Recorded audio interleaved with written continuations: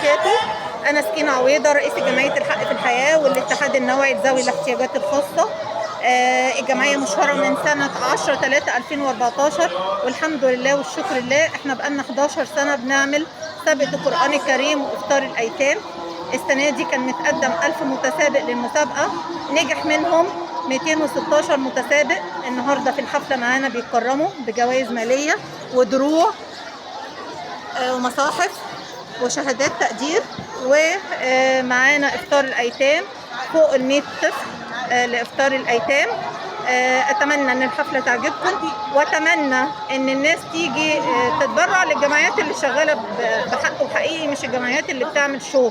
احنا شغالين وعلى أرض الواقع. تعالى شوف الشغل بنفسك وتعالى وزع بنفسك. احنا مش عايزين أي حاجة غير أن احنا نوصل للفئات المستهدفة. الناس دلوقتي ظروفها بقت صعبة وبرضه ما وصلناش للفئات المستهدفة.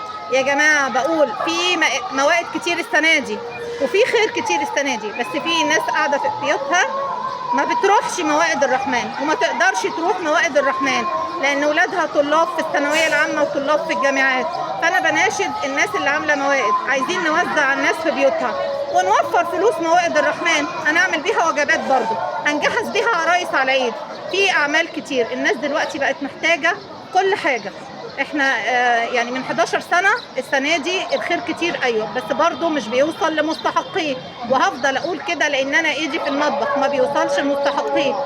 كله بيعمل شو. انا بشتغل وما بعملش شو غير هي مرة واحدة في السنة اللي هي يوم مسابقة القرآن الكريم وإفطار الأيتام. بشكر أستاذ حلمي الماوي، بشكر أستاذ محمد الإعلامي، وهم بكل سنة معايا وكل سنة مشرفيني.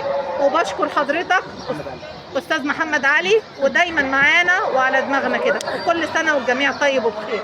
شكرا لكم.